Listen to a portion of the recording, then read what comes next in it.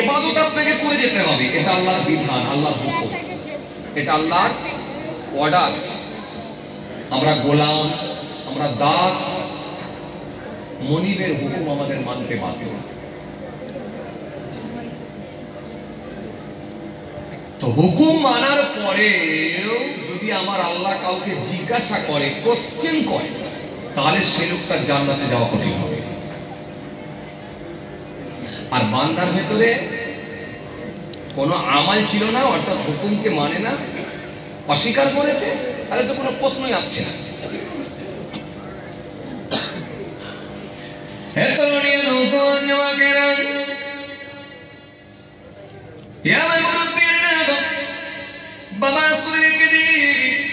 কেননা হাদিস পাকের মধ্যে পাওয়া যায়, আল্লাহ নবী সুন্দর করে জানিয়েছেন, عن سداد بن عوف رضي الله تعالى عنه قال سمعت رسول الله صلى الله عليه وسلم يقول من تصدق إرائي فقد أشرك। হযরত সাদদাদ ইবনে আওস থেকে বর্ণিত হাদিস, রাসূলুল্লাহ সাল্লাল্লাহু আলাইহি ওয়াসাল্লাম জানিয়ে দিয়েছেন, তিনি বলেছেন, আমি নিজে কানে শুনেছি, আল্লাহ নবী বলছেন, লোক দেখানো ইবাদত করাটাও হলো শিরক।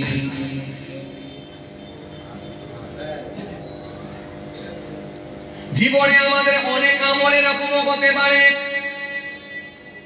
জীবনে আমাদের অনেক নামাজ এরকম হতে পারে, জীবনে আমাদের অনেক দান এরকম হতে পারে। হয়তো ঈদের দিনে আমরা বস্ত্র বিতরণী অনুষ্ঠান করেছি, 100 জন দুস্থ অনাথকে কাপড় দিয়েছি, কিন্তু আমরা ক্যামেরা লাগিয়ে দিয়ে 300 জনের প্রচার করে দিয়েছি।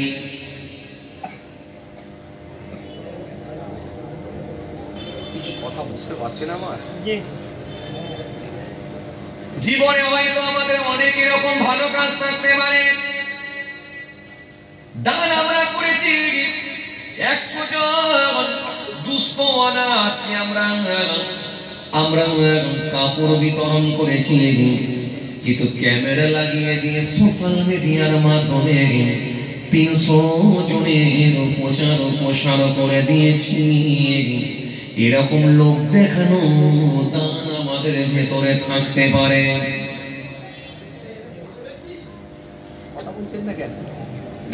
নাই লোক দেখানো দান নাই আমাদের।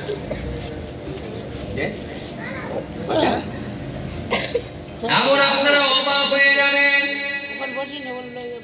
আমাদের সমাজে কিছু মানুষ আছে দেখবেন ক্যামেরা না হলে দান দেয় না। সে বক্তাও হতে পারে, সে নেতাও হতে পারে, সে হাই সাহেবও হতে পারে, ক্যামেরা না হলে দান দেয় না। সমাজে এমন কিছু দাতা আছে না নাই? সুতরাং তার মধ্যে যদি ইখলাস ঠিক না থাকে, তার মধ্যে যদি নিয়ত ঠিক না থাকে, এই ইখলাস ঠিক না থাকার কারণে, নিয়ত ঠিক না থাকার কারণে হযরত সাদদাদ ইবনে আওস থেকে বর্ণিত হাদিস, আল্লাহ নবী বললেন, সে আমলগুলো আল্লাহ দরবারে কাজে লাগবে না। এই লোক দেখানো ইবাদত আমলটাও হবে শিরক, লোক দেখানো দানটাও হয়ে গেল শিরক।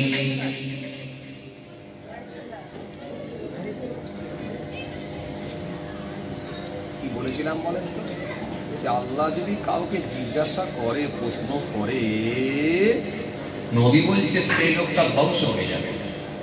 যদি প্রশ্ন আসে, ও বান্দা কাপড় বিলি করেছিস ঠিকই, কিন্তু 100টা কাপড় দিয়েছিস, প্রচার করেছিস 300টা।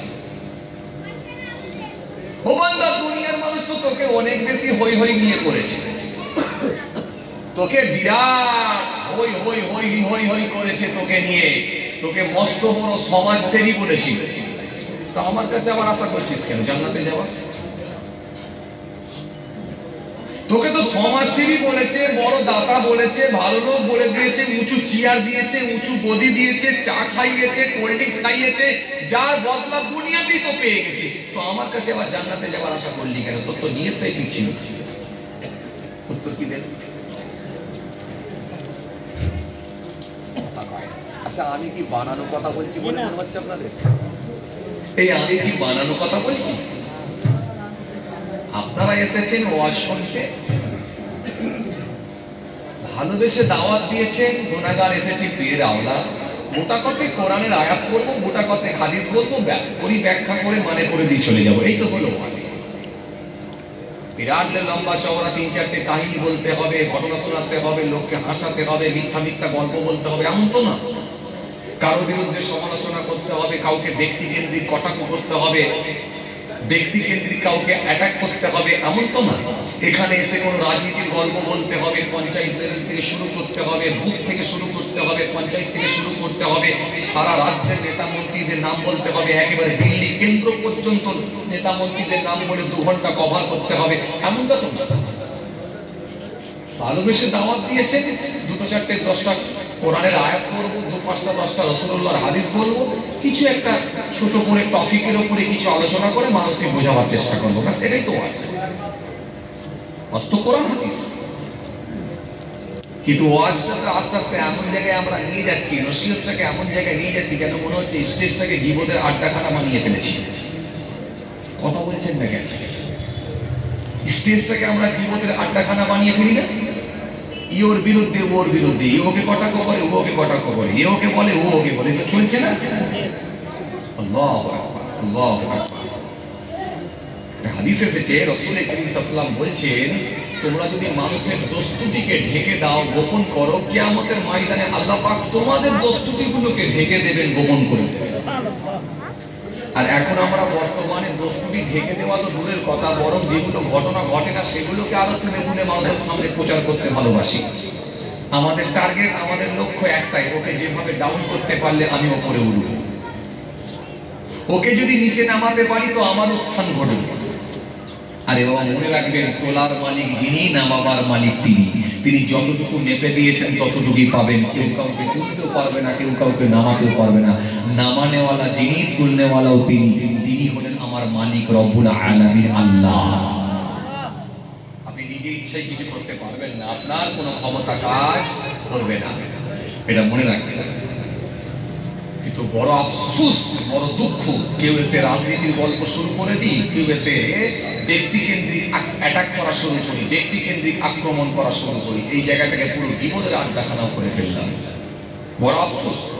শ্রোতাগুলো বসে বসে হাসছে, যখন একজনের বিরুদ্ধে বলছে মুচকে মুচকে হাসছে, আর পুনের গোতা মেরে বলছে আহ কেমন দিচ্ছে দেখেছিস। আবার পাশের গ্রামে যখন এই ফেসবুক ইউটিউবের মাধ্যমে গিয়ে পৌঁছে গেল, পাশের গ্রামে বিপরীত হুজুর এসে হাজির হয়ে গেল, তিনি এসে গুপগাপ করে যখন দিয়ে দিল, আবার শ্রোতারা বসে বসে হাসছে আর পুনের গোতা মেরে বলছে দেখছিস কেমন আজকে দিচ্ছে, তার বদলা নিচ্ছে। বড় আফসোস। এই শ্রোতাগুলোকে আল্লাহ কোশ্চেন করতে পারে, ও বান্দা বল কি বলতো ভালোই শুনেছিস, সেটা তো কোরআনও শুনিসনি, হাদিসও শুনিসনি। ওই একবার তো উঠে বললো উনি যে কোরআন হাদিস দিয়ে হুজুর কিছু বলেন, গীবতের জায়গা এটা না। একবার তো উঠে বললি, সেদিন শ্রোতাদের আল্লাহ প্রশ্ন করতে পারে। কেন পরে সমালোচনা শুনতে খুব পছন্দ লেগেছিল না? জানো না আমি আল্লাহ বারণ করেছি কারোর বিরুদ্ধে সমালোচনা করবে না, কারোর বিরুদ্ধে সমালোচনা শুনবে না। সেদিনে কে যে সমালোচনা হচ্ছে বসে বসে শুনছো, তোমার একটু লজ্জা করলো না? কেন তুমি উঠে বলতে পারলে না, হুজুর বক্তাকে বলতে পারলে না, ওয়াইজিনকে বলতে পারলে না, মোল্লা সাহেব জানলে কিছু কোরআন হাদিস বলুন, আর না হলে আপনি যেমন জানেন তেমন বলুন, কারোর বিরুদ্ধে কথা বলবেন না, আমরা কারোর বিরুদ্ধে শুনতে আসি না। এটা উঠে বলতে পারলে না? এটাও যদি বলতে না পারো, ওই রকম জীবন শোনার থেকে তো উঠে চলে যেতে পারতে, চলে কেন গেলে না? কিছু কথা শুনছে না, প্রশ্ন আসতে পারে, সাবধান হয়ে যাবে। জীবন শুনবেন তো ধরা খাবেন, এই বলে দিলাম, সাবধান হয়ে যাবে। শুধু মুচকে মুচকে হাসছেন আর ভাবছেন ভালোই দিচ্ছে, আবার তার বিপরীত হুজুর যখন পাশের গ্রামে আসছে সেখানে গিয়ে বেশ শুনছেন আর খুব মুচকে মুচকে হাসছেন, ভালোই দিচ্ছে, ধরা খাবে, ধরা খাবে। শুনবেন তো কোরআন হাদিস, আল্লাহ রাসূলের কথা শোনেন, আউলিয়া কেরামদের কথা শোনেন, আর নালে উঠে পালান। কি ঠিক বলছি না ভুল বলছি? কথা বলছেন না কেন? ঠিক বলছি না ভুল বলছি? কারোর বিরুদ্ধে সমালোচনা করার জায়গা এটা নয়, এটা নবিয়ানা মেম্বার। এখানে কোনো রাজনীতির গল্প হবে না, নবিয়ানা মেম্বার। শ্রোতা যদি স্ট্রং না হন, অ্যাক্টিভ যদি না হন, আপনারাও ধরা খাবেন। বক্তা তো খাবে, 100% খাবে, আপনারাও খাবেন। চল, যে কথা আমি বোঝাতে চাইছি না, কি বলছিলাম তাহলে? লোক দেখানো কোনো দান আল্লাহর দরবারে কবুল হবে না, সেটা শিরক হয়ে যেতে পারে। তাহলে এই অ্যাঙ্গেলে যদি আপনাদেরকে আমি জিজ্ঞাসা করি, তাহলে অনেক বক্তাও পর্যন্ত ধরা খেয়ে যাবে, অনেক ওয়াইজিনও ধরা খেয়ে যাবে, অনেক হাজি সাহেবও ধরা খেয়ে যাবে, অনেক নেতাও ধরা খেয়ে যাবে যারা লোক দেখানো দান করে। কথা ঠিক কিনা বলতে হবে? হাদিস পাকের মধ্যে পাওয়া যায়, আল্লাহ নবী সুন্দর করে জানিয়ে দিয়েছেন, নবী আবার সুন্দর করে বললেন, আন উমর ইবনে খাত্তাব রাদিয়াল্লাহু তাআলা আনহু قال سمعت رسول الله صلى الله عليه وسلم يقول إن يسير الرياء شرك। এই হাদিসের মধ্যে আল্লাহ নবী সুন্দর করে জানিয়েছেন, হযরত ওমর ইবনে খাত্তাব রাদিয়াল্লাহু তাআলা আনহু থেকে বর্ণিত হাদিস, আল্লাহ নবী সুন্দর করে জানিয়ে দিলেন, রিয়া দেখানো, আমল করা, দেখানো ইবাদত করা, রিয়া দেখানো, আমল করা, দেখানো আমল করা, লোক দেখানো, আমল করা, রূপ দেখানো, ইবাদত করা, এটাও হলো শিরক।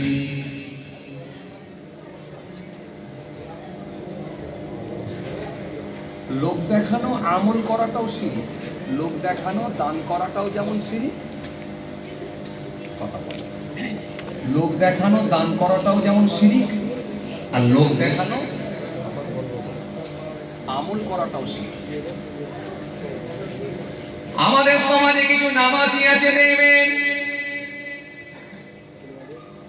বছর পরে বছর নামাজ পড়ে না, ঈদ বকরিদ নামালে নামাজ পড়ে না, যখন কোন মাইয়ের বাড়িতে যায়, জানাজার নামাজ পড়তে যায়, তখন দেখবেন লোকেদের সোহবতে পড়ে মসজিদে গিয়ে দেখবেন জোহরের নামাজটা পড়ে নেয়।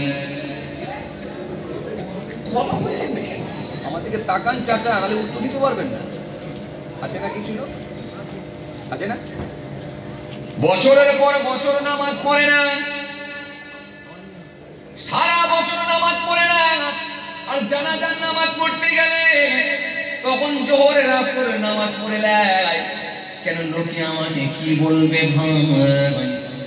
যদি লোকের সমবর মানুষের সাথে পড়ে যদি আসরের নামাজটা না পড়ি, তাহলে লোকের সামনে আমি কেমন করে দাঁড়াবো? দেখতে খারাপ লাগবে, দেখতে খারাপ লাগবে মনে করে আসরের নামাজ পড়ে জানাজা পড়ছেন, অথচ বছরের পর বছর সে কোনোদিন নামাজ পড়ে না। সমাজে এমন মানুষ আছে না নাই?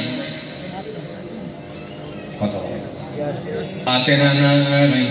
রাসূলুল্লাহর হাদিস থেকে প্রমাণ হলো, লোক দেখানো, আমল করাটাও বড় শিরক।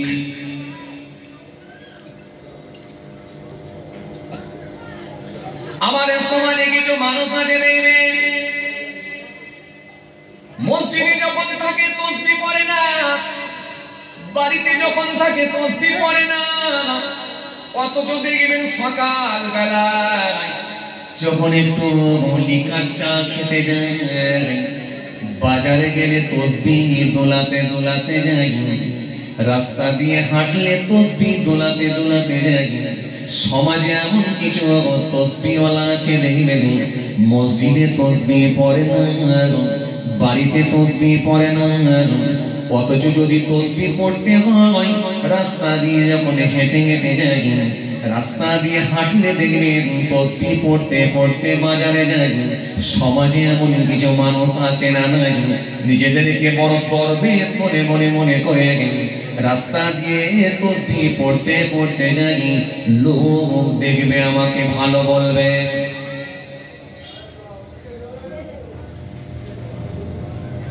কথা বুঝতে পারছেন বাপ? হ্যাঁ,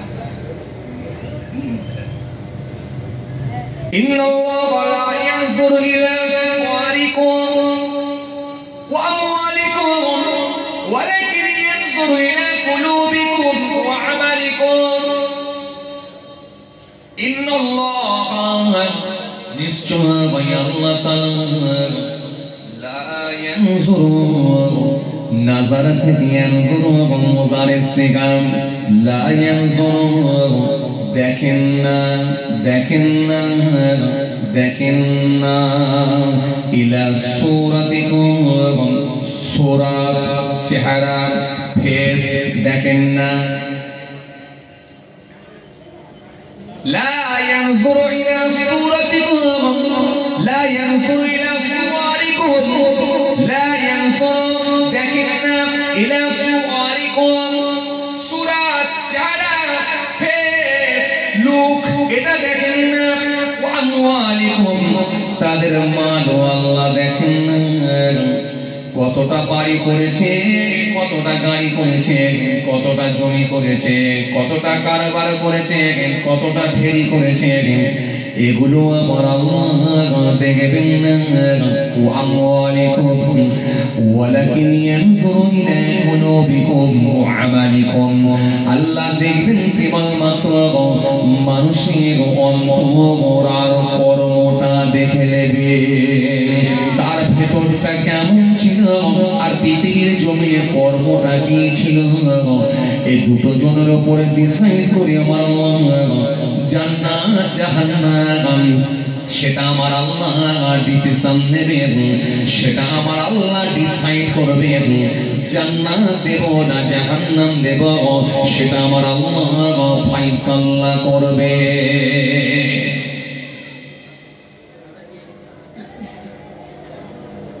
আমাদের সমাজে কিছু মানুষ আছে দেখবেন মসজিদে গিয়ে দেখবেন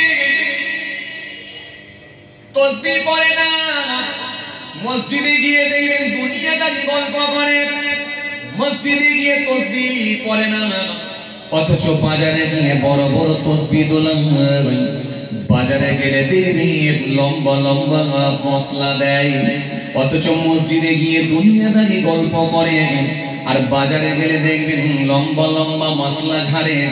সমাজে এমন কিছু মানুষ আছে বড় বড় তসবিহ দোলায় যাতে করে লোকে আমাকে বড় দরবেশে ভালো মানুষ বলবে। এই নিয়তের গোলমাল হয়ে যাবার কারণে হযরতে ওমর ইবনে খাত্তাব রাদিয়াল্লাহু তাআলা আনহু থেকে বর্ণিত হাদিস আল্লাহর নবী বললেন ওই রিয়া দেখানো আমল করার জন্য এটাও হলো শিরক। আমাদের সমাজে কিছু মানুষ আছে সারা বছর দেখবেন নামাজ পড়ে না, রমজান মাসে দেখবেন রোজা রাখে না, ঈদ বকরিদ ছাড়া দেখবেন নামাজ পড়ে না, আর কুরবানিতে এত বড় গরু দেয়, পাড়ার লোকেরা তার সঙ্গে কম্পিটিশনে পারে না। সমাজে এমন কিছু আছে দেখবেন কুরবানিতে এত বড় গরু দেয়, তার সঙ্গে কম্পিটিশনে কেউ পারে না। গরু কুরবানি দেওয়াতেও কম্পিটিশন হয়।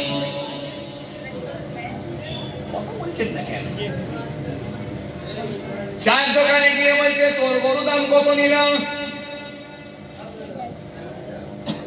কথা বলে নাকি 48, ও বলছে আমার গরু নিয়েছে 62,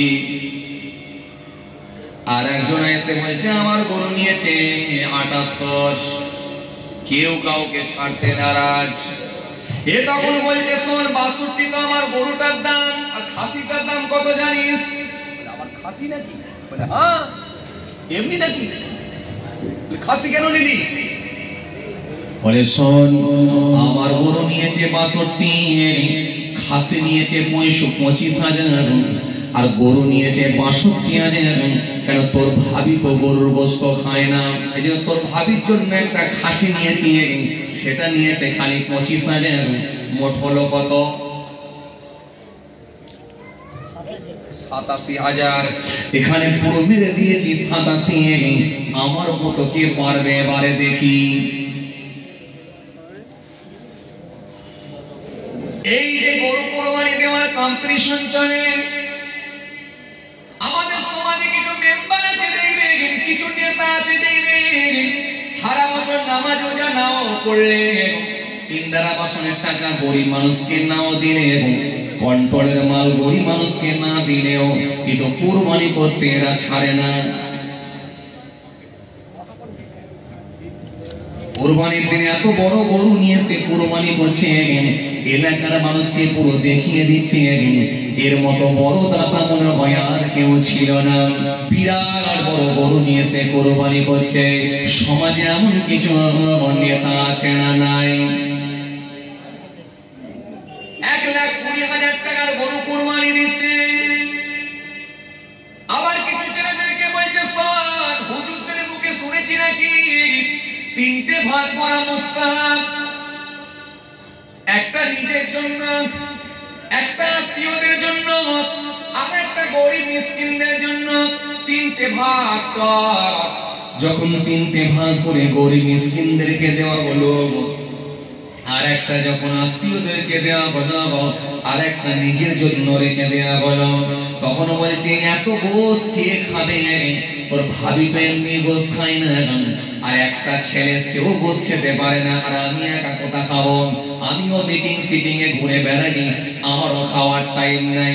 চল এখান থেকেও কিছুটা কমিয়ে নিয়ে গরিব মিসকিনদের জায়গায় দিয়ে গরিব মিসকিনদেরকে, অভাবীদেরকে দিয়ে দেওয়ার একটু খাক বলে যখন ওখান থেকে গোশ তুলে দেওয়া হচ্ছে, পাড়ার ছেলেগুলো বলছে এর মতো কি মানুষ পাওয়া যাবে ভাই? অথচ খবর নিয়ে যদি দেখা হয় 1,20,000 টাকা ইন্দিরা আবাসনের ঘর ঢুকেছে, সেখান থেকে 30,000 টাকা বার করে নিচ্ছে। 30,000 টাকা না দিলে কিন্তু 1,20,000 টাকা পাওয়া যায় নাই। এরকম ঘটনা ঘটে কি ঘটে না ভাই? এই জন্য আল্লাহ কোরআনে কারীমের মধ্যে ওয়াআতুল ইয়াতামা আমওয়ালাহুম ওয়ালা তাতাবাদদালুল খাবিসা বিত-তাইয়্যিব ওয়ালা তা'কুলু আমওয়ালাহুম ইলা আমওয়ালিকুম ইন্নাহু কানা খুবান কাবীরা। আল্লাহ সুন্দর করে জানিয়ে দিলেন ওয়াআতুল ইয়াতামা আমওয়ালাহুম, এতিমের মাল, গরিবের মাল, এতিমের মাল জুলুম করে যেন খেয়ে নিও না, তাদের মালটা তোমরা ফিরিয়ে দাও, দিয়ে দাও। ওয়াকুল ইয়াতামা আমওয়ালাহুম ওয়ালা তাতাবাদদালুল খাবিসা বিত-তাইয়্যিব, আর অপবিত্র বস্তুগুলোকে পবিত্র বস্তু দ্বারা ফাইল করে যেন করে দিও না, চালিয়ে দিও না। অপবিত্র বস্তুকে পবিত্র বস্তুর সঙ্গে ফাইল করে তোমরা যেন খেয়ে নিও না। লটারির টিকিট কেটে বাজার থেকে খাসির গোশত কিনে খেয়ে নিয়ে যেন পেটের মধ্যে দিয়ে যেন হালাল মনে করো না। কেন আমি আল্লাহ কোরআনে কারীমের মধ্যে জানিয়ে দিয়েছি, ইয়া আইয়ুহাল্লাযীনা আমানু, হে ঈমানদারগণ, লা তুহারিমু, তোমরা হারাম মনে করো না তাইয়্যিবাত, পবিত্র বস্তুগুলোকে, মা হারাল্লাহু লাকুম, যেগুলো আমি আল্লাহ তোমাদের জন্য হালাল করে দিয়েছি। ওয়ালা তা'তাদু, এবং তোমরা সীমা লঙ্ঘন করবে না। ইন্নাল্লাহু ইউহিব্বুল মুতাদিন, নিশ্চয় আমি আল্লাহ সীমা লঙ্ঘনকারীদেরকে পছন্দ করি না। আমার শরীয়তের একটা সার্কেল আছে, আমার শরীয়তের একটা গণ্ডি আছে, আমার একটা গণ্ডি আছে শরীয়তে। এই গণ্ডির বাইরে যেন চলে যেও না, সীমা লঙ্ঘন যেন করো না। সীমা লঙ্ঘন যদি করো, গণ্ডির বাইরে যদি চলে যাও, আমি আল্লাহ কিন্তু তোমাদেরকে ছাড়বো না, ছাড়বো না, ছাড়বো না, ছাড়বো না, ছাড়বো না। সেদিন আমি হিসাব বুঝে নেব, পালাবার কোনো জায়গা পাওয়া যাবে না। ওয়ালাকাদ আহলাকনাল কুরুনা মিন ক্বাবলিকুম লাম্মা যালামু ওয়া জাআতুহুম রাসূলুহুম বিল বায়িনাতি ওয়া মা কানু লিয়ুমিনু কাযালিকা নাজজিল কওমাল মুজরিমিন।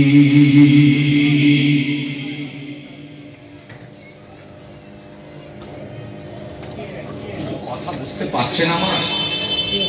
এই কথা কিছু বুঝতে পারছেন? শুরুটা করেছিলাম একটা হাদিস দিয়ে, মনে আছে আপনাদের?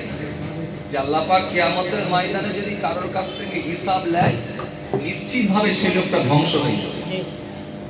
এবারে আমার আল্লাহ ধ্বংস হয়ে যাবে সে লোকটা যদি হিসাব নেয়। এবারে হিসাব কেমন ভাবে নিতে পারে?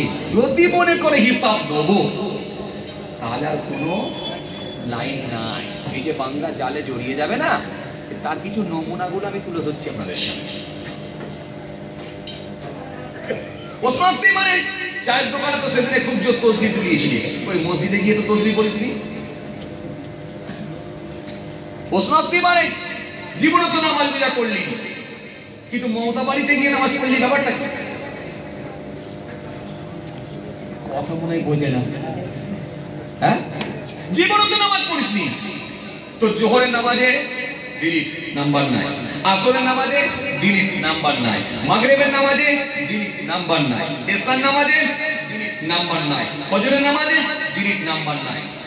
সেই 5 মাস পরে একটা দেখছি জোহরের নামাজে রাইট চিহ্ন মারা আছে, তাও দেখছি সেই জীবনতলার ওইদিকে একটা জানাজা পড়তে গেছিলি, তো জোহরের নামাজ একটা পড়েছিলিস, তাও লোকের দেখে দেখে মেরেছিলিস। সেদিনে খালি ভেবেছিলিস যে যদি আমি জোহরের নামাজটা না পড়ি এত লোকের ভিড়েতে, তাহলে লোকে কি বলবে?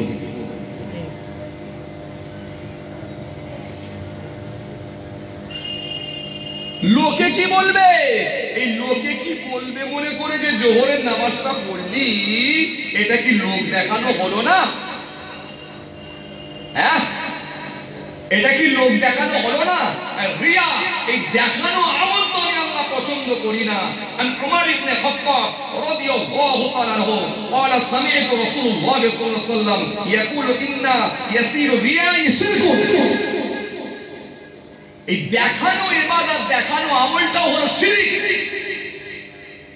উমর ইবনে খাত্তাব তিনি বলছেন, আমি রাসূলুল্লাহ সাল্লাল্লাহু আলাইহি ওয়াসাল্লামের কাছ থেকে শুনেছি,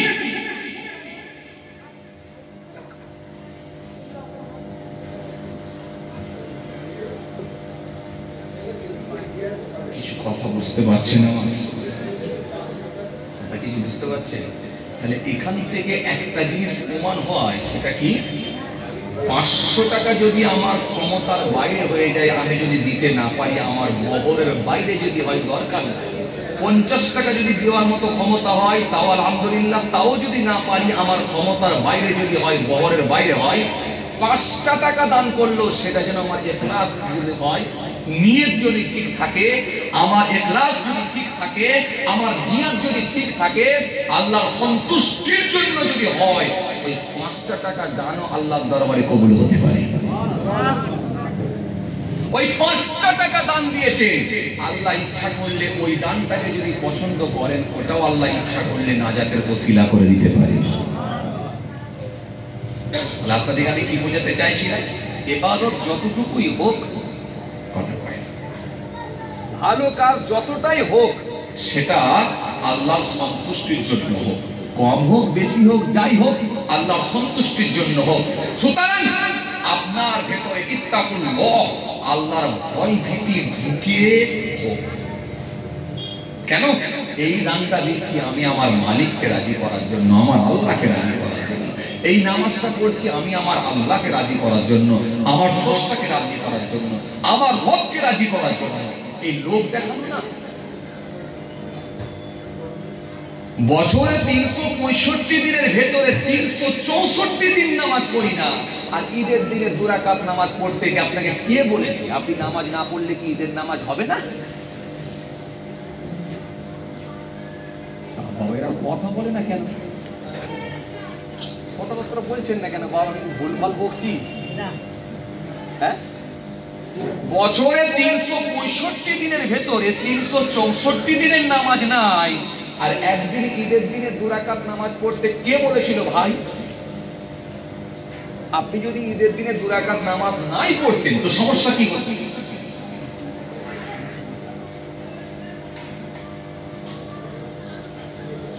আশ্চর্যের বিষয় কোথায় জানেন? আমরা আসলটাকে গুরুত্ব দিই না। জোহরের নামাজের খবর নাই, আসরের নামাজের খবর নাই, মাগরিবের নামাজের খবর নাই, এশার নামাজের খবর নাই। আর এলাকায় যদি কেউ মারা যায় জানাজার নামাজ কিন্তু ছাড়ি নাই।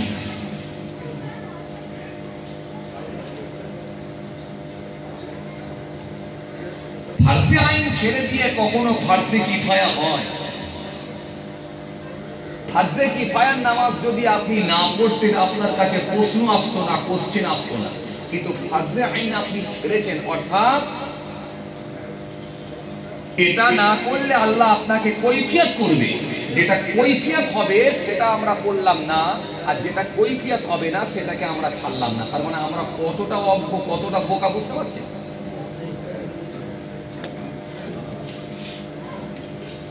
কথা বলেন। হ্যাঁ, তাহলে আমাদের দরকার ছিল আগে যেটা প্রশ্ন আসবে, কোশ্চেন আসবে, সেটার আগে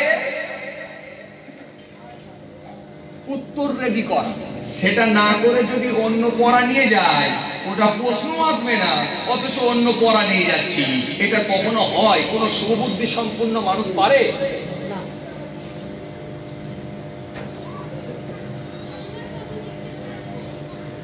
চলেন খেয়াল করেন, আমি শুরু করেছিলাম একটা হাদিস দিয়ে। বলেছিলাম কি, আল্লাহ পাক কিয়ামতের ময়দানে যদি কাউকে কোশ্চেন করেন, প্রশ্ন করেন, তো সেদিনে বান্দা হিসাব দেওয়াটা বড় কঠিন হবে। রাসূলুল্লাহ সাল্লাল্লাহু আলাইহি ওয়াসাল্লাম বলছেন, যদি আমার আল্লাহ কাউকে প্রশ্ন করে নিশ্চিতভাবে সে লোকটা ধ্বংস হয়ে যাবে। দিতে গিয়ে আপনাকে আমি কি বুঝিয়েছিলাম যে আল্লাহ ইচ্ছা করলে আমলের হিসাব নিতে পারবে, ইচ্ছা করলে, সেটা আল্লাহর মাশিয়াত, আল্লাহর ইচ্ছা। যদি আমলের হিসাব নেয় তাহলে অনেক মানুষ কেটে যাবে। এই কেমন করে কাটবে সেটা আমি খালি আপনাদেরকে একটুখানি বুঝাচ্ছিলাম, দু তিনটা হাদিস বলে একটু মানে করে করে বুঝাচ্ছিলাম। এইবার আমরা প্রশ্ন করতে পারেন টাইমের মতো দিক দিয়ে।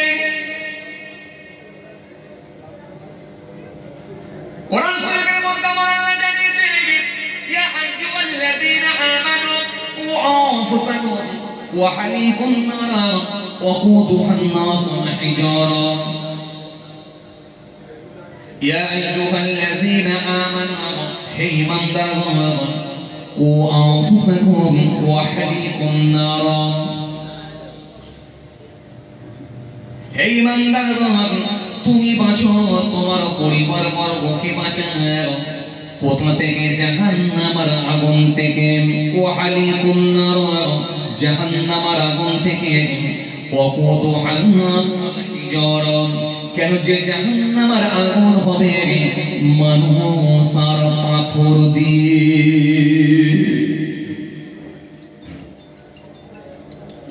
জাহান্নামের আগুন জ্বলবে কি দিয়ে? জাহান্নামের আগুন জ্বলবে মানুষ আর পাথর দিয়ে। দুনিয়ার আগুন জ্বলে কি দিয়ে? দুনিয়ার আগুন জ্বলে কাঠ দিয়ে, দুনিয়ার আগুন জ্বলে পাকাটি দিয়ে, দুনিয়ার আগুন জ্বলে লাঠি দিয়ে, দুনিয়ার আগুন জ্বলে গ্যাস দিয়ে, দুনিয়ার আগুন জ্বলে গোল দিয়ে। কিন্তু জাহান্নামের আগুন জ্বলবে মানুষ আর পাথর দিয়ে।